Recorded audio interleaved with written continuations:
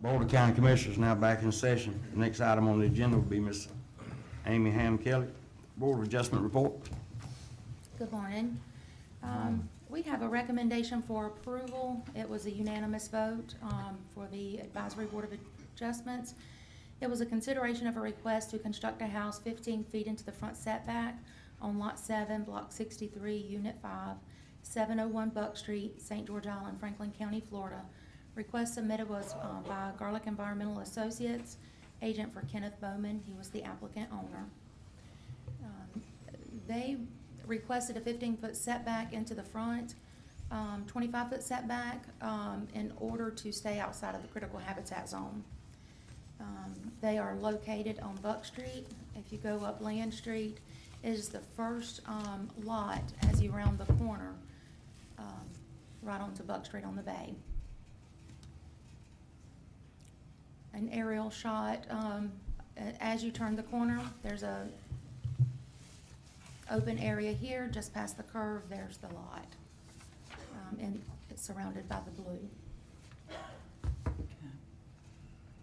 Let me just make one comment first. All right, so this lot, 20 years ago, this lot was the source of some neighborhood concerns. Okay, because this lot had suffered a lot of erosion. And it is, in fact, people may remember me saying this 20 years ago or at some point relatively past, that the lot was unbuildable. And that was true at the time when I remember when I looked at it, but things have changed over those 20 years, and I haven't been back at probably that time. So you may hear a community comment, I just say that because there was some concerns way back about whether someone could build on that lot. And I remember going out there years ago, not decades ago, looking at it, but I haven't been involved lately. I got a lot of phone calls on this, granting this 15-foot variance. So I have no idea the conditions now, but I do remember 20 I haven't looked at it either, so I mean, I'm just going by the different people from the island and different places seeing me eat lunch somewhere is coming up saying, you know, we're concerned about the granting this 15-foot variance to the front setback. I just want to put that on the record that I did receive a lot of public comments on this issue. We did as well. Okay. Basically, it comes down to the pleasure of the board, I guess, if that's all you have to present to us, Ms. Amy, is. Yes, sir. If you look at the image, they're going to angle the house outside of the 50-foot setback. As you can see from the, there's wetland area. They've measured off 50 feet from there, measured off 50 feet from where it's at in this area. They are going to place a performance-based aerobic system in the front southwestern corner. They require a 2-foot setback off a property line, so they meet that. If I'm correct, Mr. Garlic had stated that they could get an aerobic system, but they decided to go with a performance-based system. It's a step higher than an aerobic. And it would be up to the pleasure of the board. What is the setback in the front, 25 feet? It's 25 feet from the property line, yes, sir. We measured it off, well, Dan had measured it off, and I went on the property appraiser's website. From the edge of the road to the corner of the house where the setback line is, measures out to be about 26 feet. That leaves 26 feet of right-of-way, is that what you're saying? No, at least 26 feet from the edge of the, edge of the pavement? drop. Yeah, yes, sir. Okay. To the corner of the house, 26 Commissioner feet. It's not paved, but yeah, it's from the edge of the roads, what they're talking about. I went and tried to walk it this morning. I didn't walk too far because I didn't want to get snake bit. But I did go look at where some of the prospective stakes were. And I don't know if I was confused at what I was looking at, but I would actually like to table it for a future meeting so I can really look at it. Not opposed to it. I really applaud the idea of not going into the critical habitat. I'd rather give a variance toward the road frontage than I would into the critical habitat. I want to make sure that that's very clear. But, you know, I think I was confused at some of the stakes I was looking at, and I would just like the time to really look at it. I know it's been done before. I understand all that. But I would rather look at it and table it than turn it down and make them wait a year. So, We're very patient on this, and we have, I'm sorry, Go ahead, Dan. Dan Garlic for Ken Bowman, who's right here. And we've been very patient with this. We really did try to get up with the neighbors, and we didn't get anything back. We found out through Amy that there were a lot of emails in regards to it. This site does have a lot of history. Right. I'm not sure where Alan got the authority to render it unbuildable or not. I don't know if I said it unbuildable. 20 Okay. years ago, it was not. Okay, lot. that's good to hear, because a lot of people were telling me it was an unbuildable lot, and I don't think anybody's really got I the. mean, 20 years ago, it might have been. Yeah, but nonetheless, it never is until it's condemned, and, Right, right. yeah, okay. And no one was, I forget, 20 years ago, whether someone was trying to get a permit or not, I can't remember. But I know I was out. And this has been through it's been around for quite a while. The wall was built there in, I guess, about 2002. It's, for our Bayfront lot, it's just as stable as the rest, but it is a living shoreline. The reason that we had the erosion in the first place is because the house was built to the west of there, which doesn't now meet the critical setbacks, critical habitat setbacks. Plus, it's encroaching on the setback line. What we're trying to do is respect as much as we can of that and center the house best we can. We looked at building a triangular type of house in this thing. Not the best structure would be, it wouldn't fit in the area. We'd go 3 stories and try to make up for the area, but we thought that by doing a 2-story like we're showing, it doesn't actually show us too much, but the shape of what we have there is much more compatible with the neighborhood. And for that reason, we thought that was the best way to go. There was one done 2 years ago on 451 Sawyer Street, same kind of thing, same setbacks, same issues. It was traffic on the road. These are dirt roads, they're 25-foot wide. What we had heard over and over again was, people going down there and just, partying, I guess, going down to watch the sunset. But the Board of County Commission, or the Board of Adjustment simply said, this is an issue for the sheriff to deal with traffic. And so that's where we looked at this thing. We looked at other encroachments into the area. There's a fence across the street, there's rocks on the other side. We have trees that are closer to the road than what we're proposing for our setback. So we're all there with all that stuff. We think that this is very similar to what the other one is, but I have no problem whatsoever. We actually felt that we would have another couple months to work on this thing. So I'm more willing to meet with you or whatever you'd like to do. Yeah, and please don't take it as something being anything other than trying to help. Not a bit, no problem. You know what I mean? I know it's been a long process, but just Sure. be patient. We're all almost there. We're all good here, too. I'm gonna make the motion that we table it and look at it again. We have a motion on the floor by Commissioner Jones. Do we have a second? I'm gonna second it with, how long we gonna table? We'll get together and, I just wanna go look at it and actually walk the lot, is what I wanna do. I was confused at the states I looked at this morning, and I walked some off, but I just wanna make sure before I make a decision one way or another, Yeah, that I yeah, know what I was understand looking that. at. I'm So with you with just that. as soon as we can possibly do it, I'm fine with that. For today. Will y'all be able to get back to the next meeting? I don't see any reason why not. Well, Yeah, the next, I don't have a problem with it would be what, the second that. meeting in April? April, yeah. It would be a normal, for a Yeah, Board of I'm good Adjustment, with that that. kind of stuff. Yeah, I Let me second ask a on that. question though, before we, just in comments. If we're tabling, does he gonna have to go back before Board of Adjustment? and all No, that? sir. Okay, I just wanna make sure. I'm not trying to mess nobody up, We do have a motion and a second on the floor. Any further comments? All those in favor? All opposed? Motion carried. Next on the agenda would be Ms. Amy with the planning and zoning report.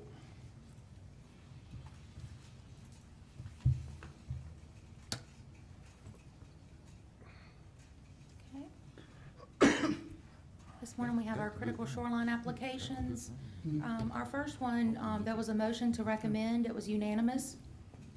It was a consideration of a request to construct a single-family residential dock located at Lot 2, Tract 42, East End, Gulf Beaches, 1333 East Gulf Beach Drive, St. George Island, Franklin County, Florida.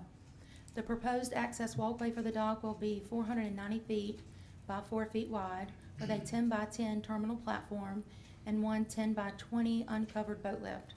The dock will be 2,260 square feet. They do have their DEP and Army Corps of Engineer permits. Request submitted by Mark Plummer. He's the owner and the house has been permitted. This project has been basically under review since around October, November of last year. There was some concerns about the location of where the dock was constructed. Here's the location on St. George Island. It's in the center lot here. And this is the aerial view. Their dock will be basically 10 feet. The terminal platform will be 10 feet by 14 feet. The dock extends 490 feet up to the end of the terminal platform. And then off to the easterly side, there's a 10-by-10 platform. The platform will be roughly about 140 square feet, which is in line with DEP approvals. They do have a 10-by-20 uncovered boat lift that's off to the east. The riparian right line is roughly 25.01 feet from the riparian right line. So they do meet the riparian rights on the westerly side.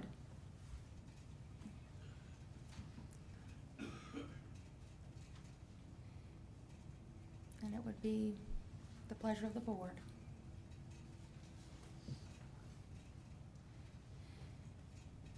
Mr. Chairman, if I may. Amy, I want to ask you a question. Okay?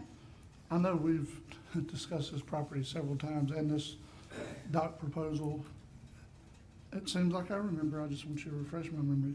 Last time we talked about it, all the different things going on with this project have kind of been settled, is that correct? Everything's been settled. Okay. The house has been shifted to the eastern, the southeastern side of the property Mhm. in the corner. It does meet its setbacks. They do have a consent order that was signed off by DEP Mhm. for the house location and for the dock. The dock was shifted against DEP permitting, and they had to go back through DEP and get a consent order for what was already done. It's not completely finished, but all has been negotiated by property neighbors. Mhm. Everything's been resolved. Okay. Everybody's happy. They're just looking for an approval to finish. And the proposed house is gonna need any kind of variance at all from No, us? no to be variance is done? required. Okay. Miss Amy, Yes, they sir. don't like it a couple of days really finishing it. Sir? They don't like but a couple of days finishing his job. It's pretty well nearly built. Yeah. It's not complete. So there was some delays, several months of delays. Yes, sir. Pleasure of the board. I'll make a motion to approve. Second. I have a motion on the floor by Commissioner Jones, second by Commissioner Massey. Any further discussion? Yeah, see, on all these projects, I don't wanna turn down none of them. I don't want nobody getting that out there, cause that, you know, that move money on tax roll. We do have a mo, any other comment? We do have a motion and a second on the floor. All in favor? Aye. All opposed? Motion carries.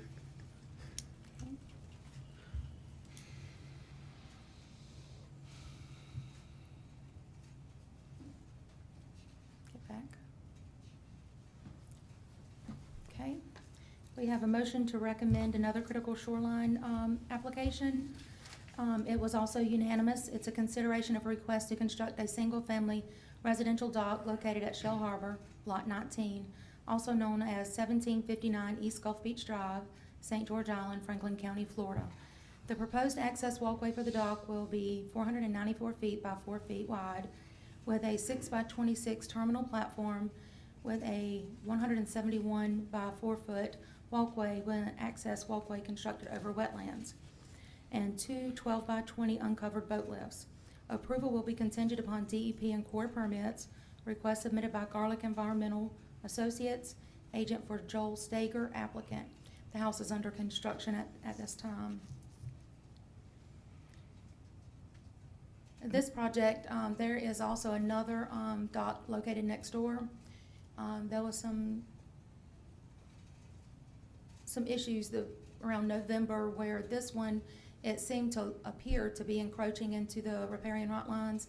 The commission, planning commission, asked Mr. Garlic to go ahead and kind of stage the side neighbors to the east to see if it would impeach or impede into the navigational riparian right lines.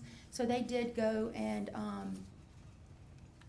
do as we asked, and lo and behold, the neighbor, the very next month, had an approved from DEP permit, and it impeded into the western lot. So they all went back before DEP, and they got it all under, everything's corrected as it should be. This is the dock as it looks. The shoreline The higher end goes towards, is farther north than the eastern side property line, so it angles the dock out into the navigational channel. And as we had asked, Mr. Garlick had went and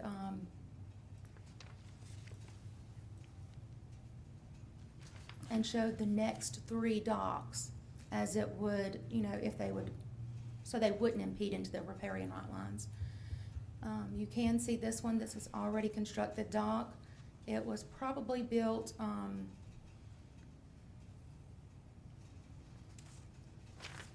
into the riparian right lines. Yeah. Outside of the normal, How Yep. long was that dock built?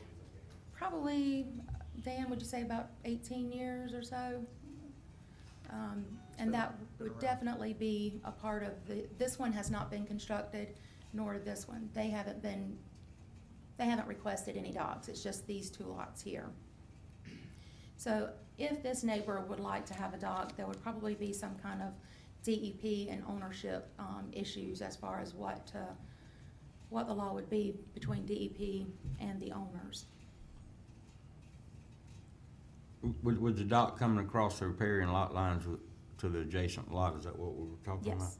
What- No, we're what- actually talking about this. I dock understand the one properties. you were asking for this morning, but I'm addressing the issue with this one dock that's going across his neighbor's repairing lot lines. How do you straighten that up?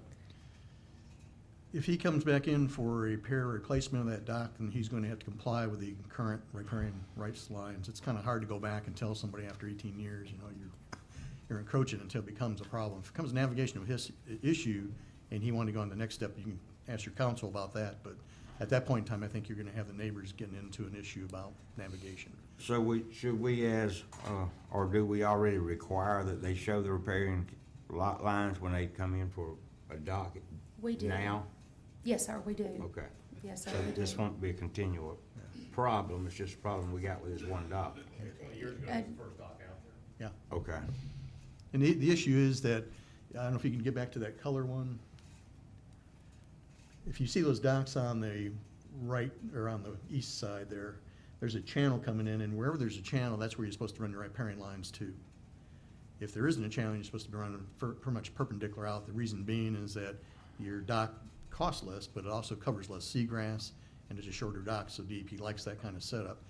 When I talked to DEP about this project here, the neighbor actually had one in-house, I think, and it actually had that dock, not built, but permitted, cut right across my client's dock.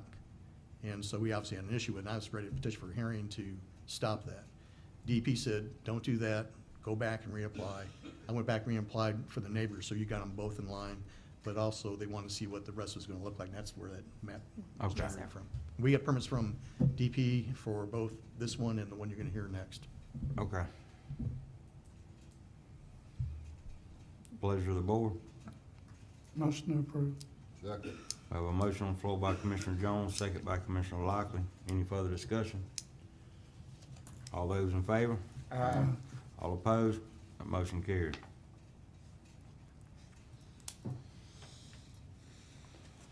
Okay, we also have a unanimous vote,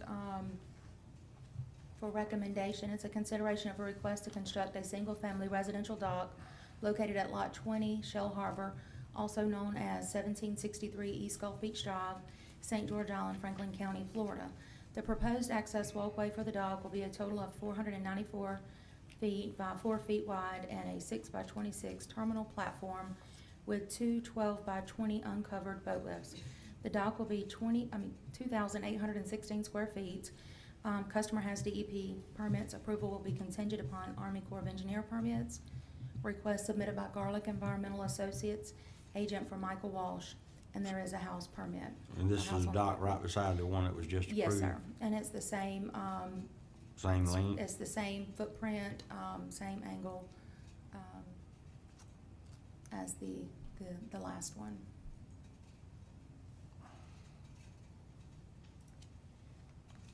Pleasure of the board. Motion to approve. Second. We have a motion on the floor by Commissioner Jones, second by Commissioner Lockley. Any further discussion? All those in favor? Aye. All opposed?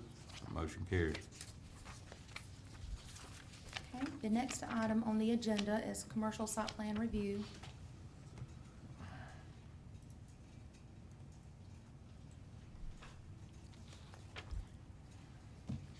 There was a motion to recommend, that was unanimous. There was a contingency. It was upon the 2018-02 St. George Island Overlay District ordinance.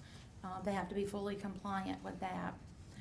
It is a consideration of a request to construct a 30-foot by 35-foot storage building and to place a 20 by 25.2 addition to the existing building located at lots 3 and 4, Block 4, Unit 1, West, St. George Island, Gulf Beaches, St. George Island, Franklin County, Florida. The request is submitted by David Duncan. He's the agent from Palmel Properties. The property is located just east of 3rd Street West.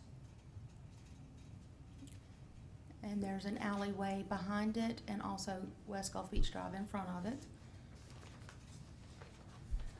I did give them a copy of the St. George Island Overlay District once it was prepared, and told them to, to review it, make sure that they implemented anything that was within that ordinance so that they could be compliant. At the planning and zoning meeting, we did go over a few things, parking, and different things like landscaping. I'll show you here. This is the revised plan showing the different things that, that's within the overlay district. If you'll notice, they have a total of 10 parking spaces. They have 4 on the front off of West Gulf Beach Drive. They do have 1 handicap accessibility parking. This is West Gulf Beach Drive here, and then there's an access drive to the alleyway behind, which is just north to the alley. And he also has an additional 6 parking spaces, 5 in the rear, and 1 just behind the addition. The building is roughly split in half here. That's the addition, and this building here is the new storage building in the rear. In the commercial district, you have, you cannot go over 80% lot coverage. They're roughly about 31-32%, so they still have about 48 to 50% lot coverage remaining.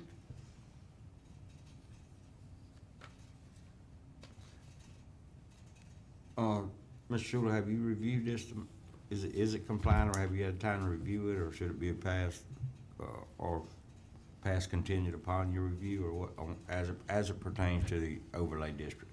I have not reviewed the plans. There would not be anything unusual about that. I don't typically review any of the plans that are submitted to planning and zoning. If the board would like me to do so, I'll be happy to, but my recommendation, if that is the will of the board, if you otherwise don't have any objections, then I would recommend that you approve it contingent on my review, if that's how the board wants to proceed.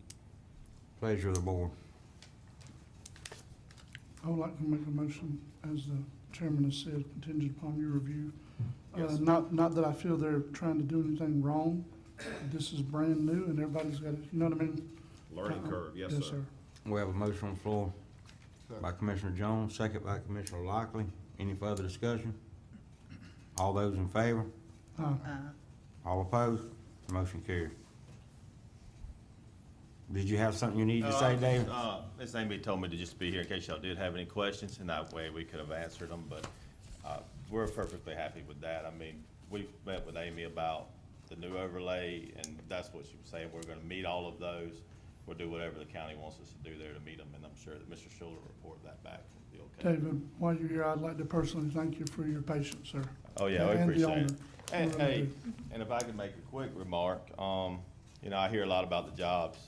Mr. Plymel here, Plymel Properties owns, several properties over there. I mean, just my, experience from, October to, end of, February, I employ 8 guys on his properties for those months through the holidays, not counting the plumbing contractor, the HVAC contractors alone, and he continues to do more improvements, and that's what this is as well, so. We appreciate y'all for moving it forward, and I'll Thank get you. with you and Amy, Okay. with Mr. Schuler and Amy about it. Thank you. Okay. Thank you very much. Anything else, Ms. Amy? Yes, sir, I have two more items.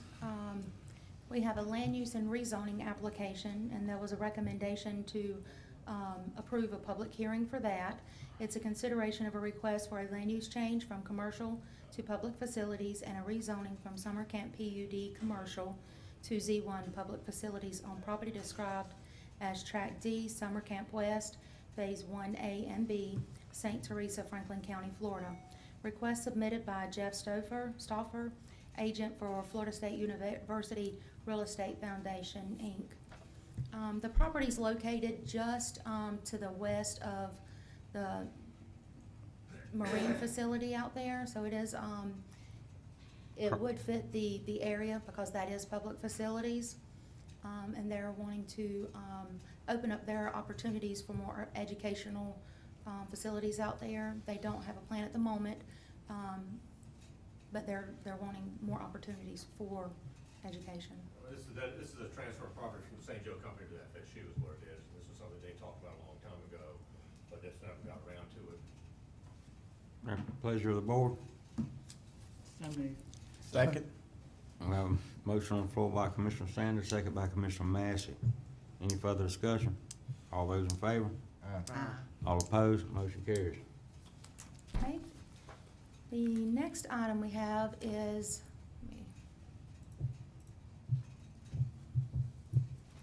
a request for a special exception.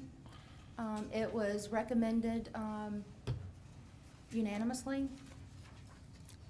Consideration of a request for a special exception to locate a church within an existing building located at 207 US Highway 98, East Point, Franklin County, Florida. It is in a C4 commercial business district, commercial mixed-use business district. Request submitted by Anthony Middleton, agent for Go With God Ministries applicant. This property is located, well, this building was the old Charlie's Package Lounge years ago, and then it was a radio station recently. This is Badcock.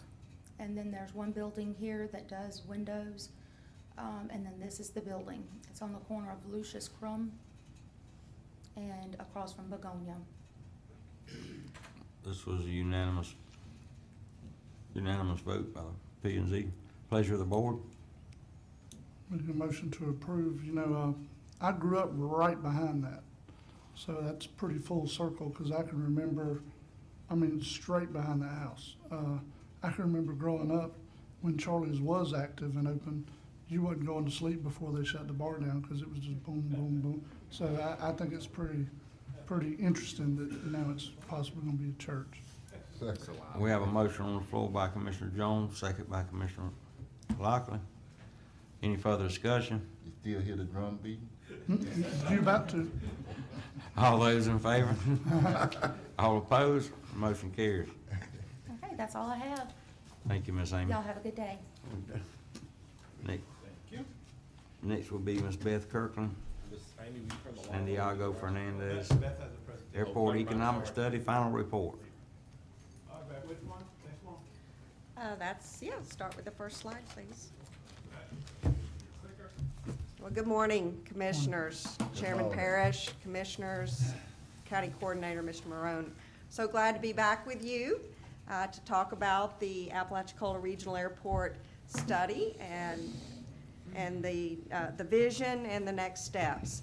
My name is Beth Kirkland. I am a certified economic developer by the International Economic Development Council, and I've been working in this region for 17 years in economic and workforce development. And I'm joined today by my colleague, Santiago Fernandez. He's a certified airport planner, also with extensive experience in our region, and the architect of the strategic commercial land development approach. So I'm going to turn it over to Santiago to kick us off, and then I'll be back in a moment. It is. Hello, my name is Santiago Fernandez, and as Beth said, I've been planning in the state of Florida, or statewide, at and around airports for 26 years. There was comment made about planning, and I get it. And what we've done ourselves in terms of product is move to more of a strategic planning approach.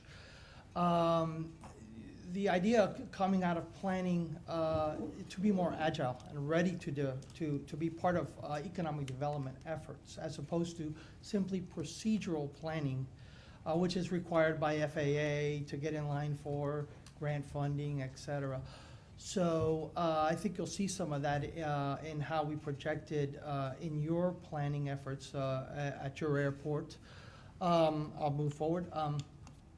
And so in our planning, we do the planning and inventories, but we also have a commercial real estate mindset as well that comes to this. So we look at what the highest and best use of property.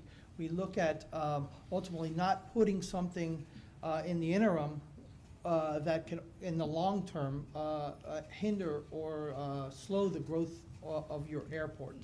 The last thing we do is we really do a focused and targeted market analysis.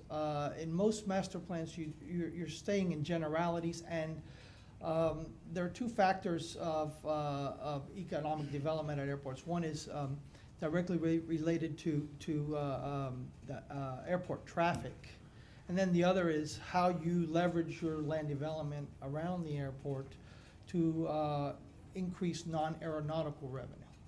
And I'll give you, for instance, like Orlando International Airport, it's a big airport. Yes, it's the 14th largest in the country. It has 8,000 acres of land around that airport. Their non-aeronautical revenue is 70% of their take, as opposed to directly related to the airlines. So I'll give you another example, and this is probably more relevant to where you all are at and where we feel you have the ability to grow. In 2008, we saw entered an era of essentially economic slow growth, let's call it. NASA and NASA-related programs got unfunded. There were 7,000 jobs lost in a very short period of time. That community rallied together. The Economic Development Organization, the Space Coast EDC, the state of Florida, Space Florida itself, rallied together in that community. And in 2014, they brought the largest economic development effort in the country to Melbourne International Airport, which is a 5-gate airport. It's an international airport, but obviously in scale, it's not. It doesn't compete anywhere near. As a matter of fact, GOA has 80% of the catchment of that airport, or GOA is the Greater Orlando Aviation Authority. So Orlando International Airport pulls 80% of Melbourne's traffic. So where they focused on was the land around them and leveraging their airfield. One other example out at Melbourne Airport was Embraer. Embraer, they're manufacturing the ER900s out of Melbourne Airport. And what that took was a concerted effort in economic development to go to Brazil, show them the location. At that point, nobody knew, in that pitch, nobody knew where Melbourne actually was. And so we went from a global look down to all the benefits of being in Brevard County and being on the east coast of Florida, tying into the port there at Cape Canaveral, the ability to roll on and roll off fuselages and get them to the airport for manufacturing. So I'll move forward, but essentially, we consider ourselves, in respect to some of the comments that you all have made, is we do the planning to be in concurrence regionally in terms of economic development efforts, but rather than just be procedural and archival, we're really looking at a business strategy. And so, and obviously jobs and respect. So I'll move forward, and Beth, I think you will take over from this point, and then we'll move back. Okay, thank you.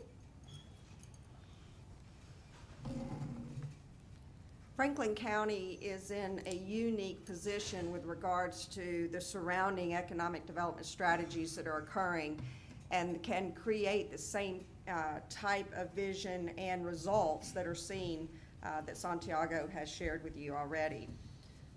The strategies that we looked at when we met before and that we actually walked through as we talked with the stakeholders in the community is how to leverage the various funding sources that can fund a vision for growth at the airport.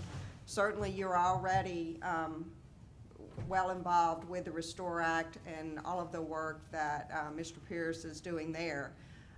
The Florida's Great Northwest Florida Forward effort has created opportunities in talent, business vitality, quality of place, and economic development within a number of targeted industry sectors. And participating in that process is where you find those opportunities that may be something that you want to bring to Franklin County. Skipping over the freight logistics zone for a moment, because I want to cover that in a minute. Certainly we're at that point here with the Strategic Commercial Land Development and its funding through FDOT Aviation. But we would be remiss if we don't look at one new creation of a funding source for economic development since we started this process is the Florida Job Growth Grant Fund. And I'm going to show you a number of communities in our region who have tapped into the infrastructure and talent development dollars that have been set aside and are growing as a result of, I think, the Gulf to Gadsden Freight Logistics Zone, which we are all a part of. And then the good news is that the Rural Infrastructure Fund, which is unique to a funding source for rural areas of opportunity, historically at $1.6 million annually, has been increased by $1.1 million as a result of this session. So we can look forward to a larger pot of money going into 2018-19. But moving forward to the Gulf to Gadsden Freight Logistics Zone, Santiago and I had the privilege of sitting down with everybody, all of the stakeholders across Gulf, Franklin, Liberty, and Gadsden counties to have that initial conversation about what would this look like.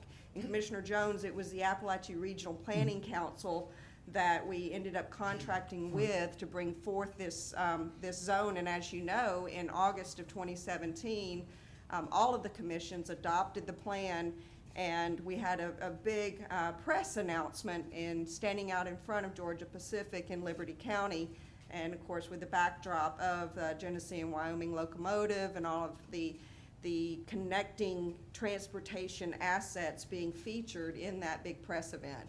That was, there were over 280 impressions, pickups, if you will, by the media across the nation with regards to that.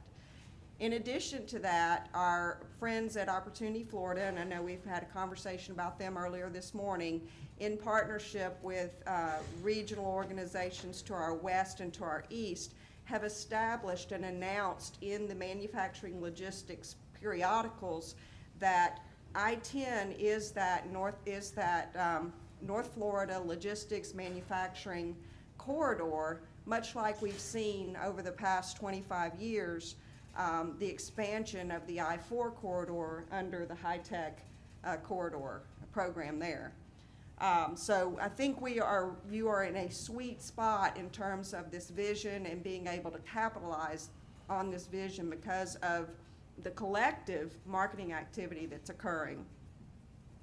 No, I can't go along with you on that, because I-10 is four lane, 2 lane. We on 2 lane down in here. Yes, sir. And they gonna bypass us. That's why we've been bypassed all the time. They holler about, we got 2 lanes coming in. The I-10 corridor, it's going now. They were helping all them. If you see all opportunity Florida, where they help the people who I-10 pass through the county. The ones who I-10 do not pass through the county, they didn't help. Well, I think that the establishment of the Freight Logistics Zone and the support that we have from Senator Montford and the rest of our legislative delegation is is gonna make us considerate effort in changing that, Commissioner. But thank you for making that point. I feel like as a result of this, the establishment of the zone, these are some of the grant awards that have occurred through the Job Growth Grant Fund. And it's important to note that this is a rolling funded opportunity for us. If you submit in one calendar year and you are not funded, you do not have to resubmit at the beginning of the next Florida fiscal year. So once you get in there, you continue to work with the bodies who manage this, DEO and Enterprise Florida, to get your funding. And so we've seen Liberty County, who is getting a new road funded to serve the wood products industry, which is a large sector in our region. Washington County with Holmes, the Highway 79 corridor water and wastewater. This will take a lot of their businesses and future businesses off of septic and make it easier for development in that corridor.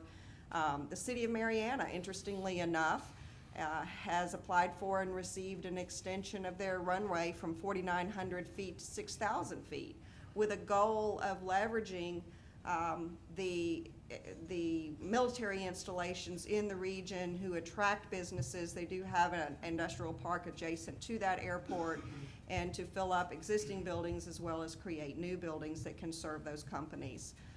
And then when you look at the talent development side in our region, Chipola College has received funding for a welding program, again, supporting the manufacturing industry.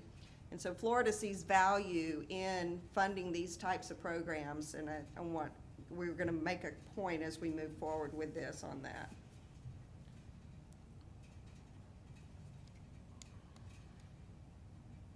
One of the other areas that I talked about, and this is the perfect timing of the year, because the Department of Economic Opportunity is going to be, we've seen an increase in this rural infrastructure fund, and as of July 1, those dollars will be replenished, and they're first come, first serve.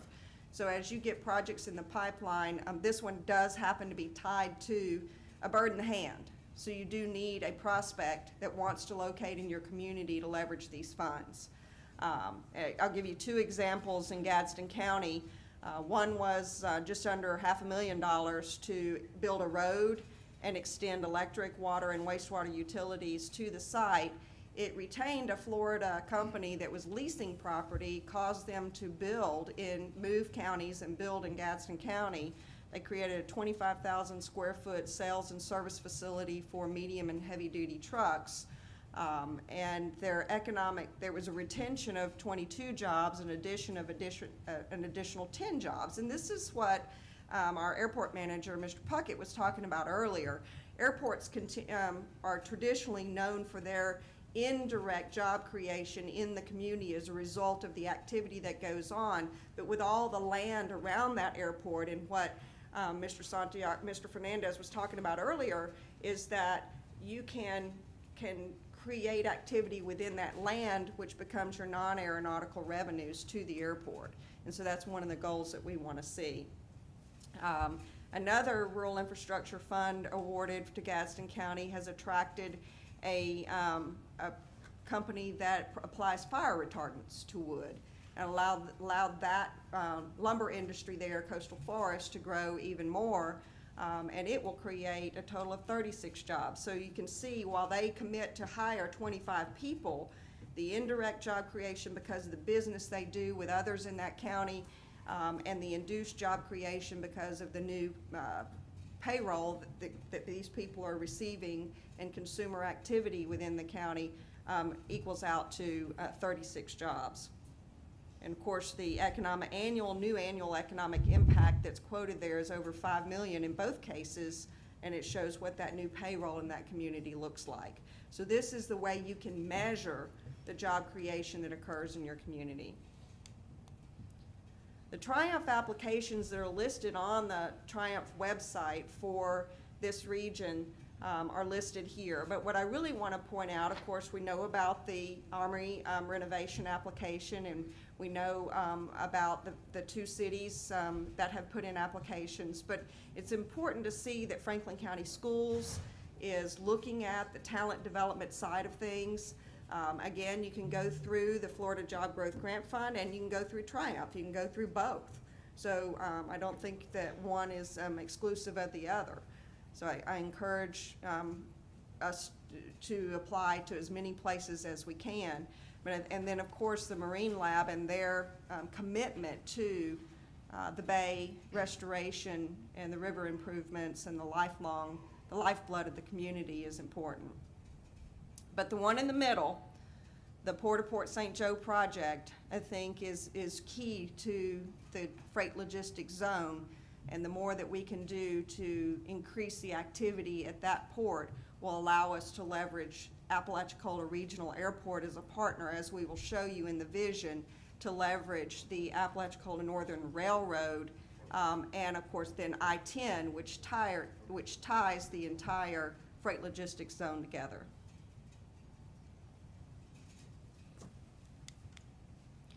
As a part of this process, in my previous visit, we went over the strengths, weaknesses, opportunities, and threats related to our SWAT with the airport. We had conducted that primarily with the Airport Advisory Committee, and I do know there's been changes there. But there's also been new changes with the FBO. And so you're seeing a lot of people gathering around Centric Aviation and the excitement and the energy that they are bringing to the community and the investment that they're making to the front door of the airport, one of the front doors of the community as people fly in. People of considerable wealth. I know you get a lot of celebrities, you get a lot of homeowners, you get a lot of fisher people that like to come to this community to spend their time and their money. And it's important that you have a good first impression. I think Centric Aviation is doing a good job there. With regards to economic impact analyses, the FDOT, in partnership with Kimley Horn and a major economic development research group out of Boston, are in the process of conducting and updating the economic impact analyses of Florida's 128 general aviation airports.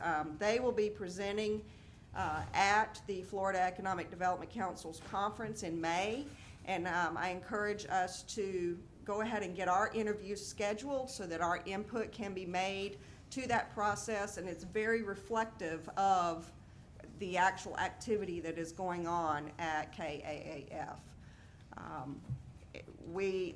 The airport marketing plan is, Santiago's already addressed the site readiness gap analysis and the steps that we took through the land development process to get to where we are now.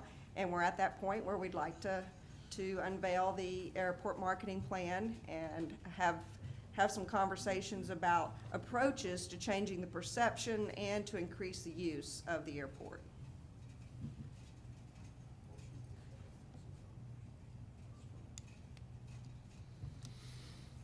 So this is the larger strategic plan. As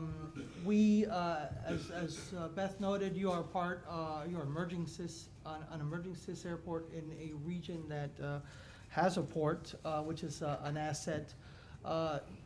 You have the ability to connect directly to rail, as we've shown here in the north. West, and so what we did was we leveraged some of the property west of the airport as an ideal location for, and as a community, a commitment to an intermodal logistics center.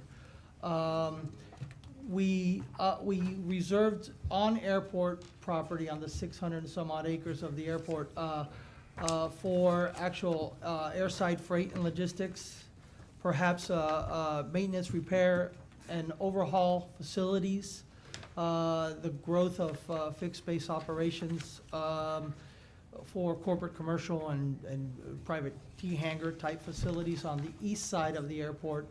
And also we're showing in the plan some recreation activity, the potential for a full recreation site, and down in the southern portion of the plan, an RV park type facility. And the last kind of general piece is, and I have to stress that this is a national issue and a national problem. And Uh, uh, Everybody's screaming for jobs, but the jobs that are there right now are the skilled trade jobs of the past. We've moved our children to expect to go to the university, to the liberal arts colleges and universities, but the higher paying jobs right now, we're seeing it in the high-tech corridor with Siemens, they're looking for even out of community college. The Siemens, for instance, is partnering with the local colleges to train in 2 years their workforce. We're seeing the aerospace industry, I told you about the 7,000 jobs that were lost, 6,000 of them have been recovered. It is saturated. There are no more skilled, trained, young collegiates coming out. Right now, the aerospace industry, for instance, is moving into robotics. They need that skilled workforce to repair those robots. They may lose their job in a manufacturing plant, but the robotics is, the repair and maintenance of the robotics is where the jobs are. So I guess I could stress that we're seeing an era where the impetus is to reshore companies back to the United States of America. Even in manufacturing, we're seeing tariffs on steel and aluminum as an example, to bring the manufacturing back to the United States. Corporate executives are consistently looking, and we can look at the last decade with Boeing going to Charleston, with Airbus going to Mobile, Alabama, again, Northrop Grumman, Harris coming to Melbourne. There's a triangle, and it's the state of Florida, Alabama, Georgia, of future workforce, or future jobs, and it's all in the southeast region of the United States of America. I was part of the Boeing analysis on where they might relocate the 777X program. Having a rail line as part of that airport was one of the major requirements. We looked at 20 airports. They had to have a rail as part of their airport. So I'm setting the stage for what's coming, and as companies continue to reshore and relocate to the south, companies are leaving California. It's too expensive to do business there. In the northwest of the United States, it's too expensive to do business there. So leveraging our ability to tap into rail, understanding that we have at short distance a seaport, and that we have, the third is obviously as an airport, airfield access is an important combination. We may not have highway access, but we do. That's something as a community you all need to work on and leverage. So this commitment to an intermodal center, I think, will foster that. So I'll move forward. But if you see in general in the plan, we reserved airport for airport function, and the idea is if an intermodal logistics center came in, you would tap into it in the north. It doesn't read very well on this plan, but there's a light roadway system. The mentality is cost to benefit. We didn't want to bring a rail line straight to the airport, but we can tap in by road to an airside logistics center, which is you see in that triangular area between the two runways. And then I'll move forward. And I think our forward is so we talk about economic development efforts. You want me to go through it? No, apologize. I have to open up the other? I apologize. You have to just go to the other PowerPoint. So again, we talked about the big fat planning book versus what we're trying to do here on these strategic planning efforts is really give your community tied to your airport a marketing collateral package and piece. We want your input following what we're going to show you today, but this is our first kind of push towards a brochure, an e-package. What I've done at certain airports is they post these on their website. It's a lot easier to have anybody who's performing an economic development inquiry i.e. a corporate executive trying to relocate to the southeast portion of the United States, lead them to your website. You have this marketing collateral piece. If you all go on, a contingent goes off on an economic development effort, take this marketing collateral pieces with you, as well as the plan for the future. And any other support information that you may need as you go, but I'll go through the package. So we came up with this, see the world from our perspective. So the idea was, you are an airport, you have the ability to go any place from your airport, but we want you to come here, but we want you to understand our perspective.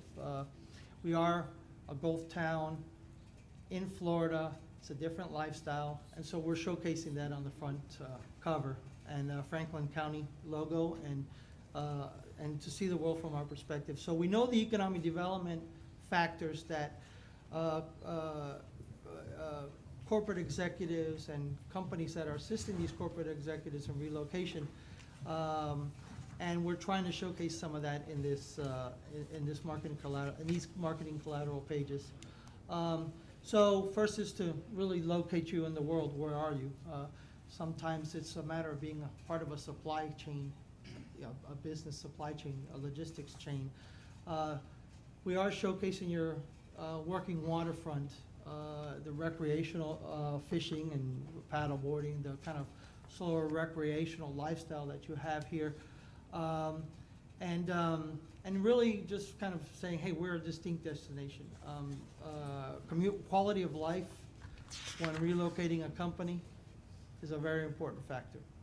I'll move forward. We want them to think about Franklin County as a place to locate their business. So again, going from the global perspective down to your region and then your county as a whole. Beth, have we given them the package? Okay, they have you have the package in front of you. So I personally can't read that right now, but Beth has itemized some key economic factors to your community and respect, and so.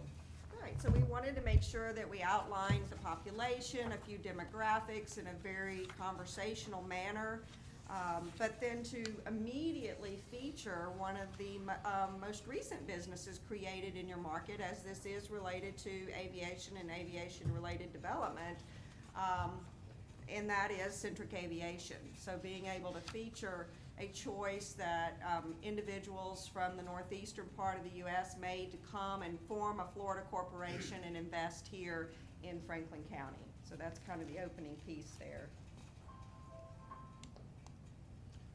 And this theme where business takes flight, again, Centric Aviation, showcasing the airport as your economic engine. It's introduced here. We're showing really the corporate commercial capability and potential, yourself as a regional airport. I'll just move to the next, unless you want to make a more specific comment. Okay. And again, we talked about jobs of the future and talent and infrastructure, and we're focusing on 4 distinct market sectors in terms of targeted market. You want to give them? I do. So targeted industries is something that takes a more detailed approach. If you would like to drill down into targeted industries that you would like to see in your community, as well as those that fit well with the talent development that goes on, workforce training that's available. And so that's another conversation in more detail. But if you looked at it from 30,000-foot view in a very broad, you look at your economic base, which is the working waterfronts and the tourism, and the construction, but try to expand on that, on how we could grow high wage, high impact occupations within the environmental sciences, within manufacturing, within transportation and logistics. But again, knowing that if you want to get specific about that and the targets that you really want to go after to invite to Franklin County, there are ways to drill down into that. And I give you 2 kind of major examples. I talked about Boeing Charleston, right? So you had Boeing 787 program. That was a concerted economic development effort. They brought one big company there. So you go to Raleigh-Durham, and it's not one big company that makes that airport. It's 32 smaller companies that make that airport, but they're focused in research and medical sciences and development. So it, how do I say, there's more than one approach to this. Obviously, landing the big fish is great, but also a bunch of small fish can make for a, how do you say, a hardy tenant, a set of tenants, let's put it that way.